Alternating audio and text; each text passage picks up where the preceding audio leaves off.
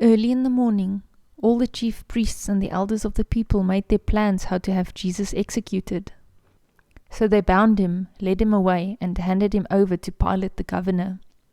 When Judas, who had betrayed him, saw that Jesus was condemned, he was seized with remorse and returned the 30 pieces of silver to the chief priests and the elders.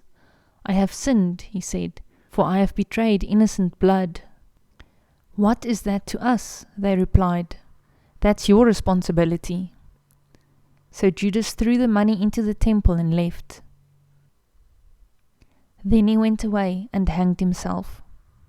The chief priests picked up the coins and said, "It is against the law to put this into the treasury, since it is blood money."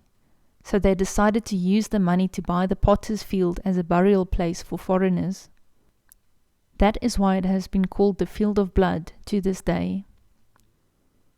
Then what was spoken by Jeremiah the prophet was fulfilled. They took the 30 pieces of silver, the price set on him by the people of Israel, and they used them to buy the potter's field, as the Lord commanded me. Meanwhile Jesus stood before the governor, and the governor asked him, "Are you the king of the Jews?" "You have said so," Jesus replied. When he was accused by the chief priests and the elders, he gave no answer. Then Pilate asked him, "Don't you hear the testimony they are bringing against you?" But Jesus made no reply, not even to a single charge, to the great amazement of the governor. Now it was the governor's custom at the festival to release a prisoner chosen by the crowd. At that time they had a well-known prisoner whose name was Jesus Barabbas. So when the crowd had gathered, Pilate asked them, "Which one do you want me to release to you, Jesus Barabbas or Jesus who is called the Messiah?" For he knew it was out of self-interest that they had handed Jesus over to him.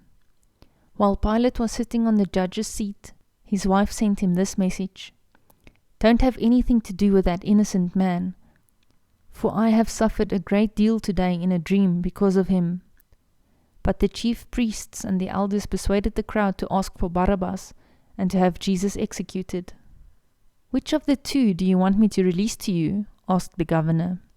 "Barabbas," they answered. "What shall I do then with Jesus who is called the Messiah?" Pilate asked. They all answered, "Crucify him." "Why? What crime has he committed?" asked Pilate. But they shouted all the louder, "Crucify him." When Pilate saw that he was getting nowhere, but that instead an uproar was starting, he took water and washed his hands in front of the crowd. "I am innocent of this man's blood," he said. "It is your responsibility." All the people answered, "His blood is on us and on our children." Then he released Barabbas to them. But he had Jesus flogged and handed him over to be crucified. Then the governor's soldiers took Jesus into the praetorium and gathered the whole company of soldiers around him. They stripped him and put a scarlet robe on him, and then twisted together a crown of thorns and set it on his head. They put a staff in his right hand. Then they knelt in front of him and mocked him. "Hail, King of the Jews," they said. They spit on him and took the staff and struck him on the head again and again. After they had mocked him, they took off the robe and put his own clothes on him. Then they led him away to crucify him. As they were going out, they met a man from Cyrene, named Simon, and they forced him to carry the cross. They came to a place called Golgotha, which means the place of the skull. There they offered Jesus wine to drink, mixed with gall, but after tasting it, he refused to drink it. When they had crucified him, they divided up his clothes by casting lots, and sitting down, they kept watch over him there. Above his head they placed the written charge against him, "This is Jesus, the King of the Jews." 2 rebels were crucified with him, one on his right and one on his left. Those who passed by hurled insults at him, shaking their heads and saying, "You who are going to destroy the temple and build it in 3 days, save yourself. Come down from the cross, if you are the Son of God." In the same way the chief priests, the teachers of the law, and the elders mocked him. "He saved others," they said, "but he can't save himself. He's the King of Israel. Let him come down now from the cross, and we will believe in him. He trusts in God. Let God rescue him now if he wants him, for he said, 'I am the Son of God.'" In the same way the rebels who were crucified with him also heaped insults on him. From noon until 3 in the afternoon darkness came over all the land. About 3 in the afternoon Jesus cried out in a loud voice, "Eli, Eli, lema sabachthani," which means, my God, why have you forsaken me?" When some of those standing there heard this, they said, "He is calling Elijah." Immediately one of them ran and got a sponge.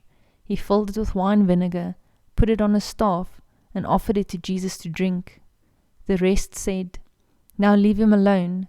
Let's see if Elijah comes to save him." And when Jesus had cried out again in a loud voice, he gave up his spirit. At that moment the curtain of the temple was torn in two from top to bottom. The earth shook, the rocks split, and the tombs broke open. The bodies of many holy people who had died were raised to life. They came out of the tombs after Jesus' resurrection and went into the holy city and appeared to many people.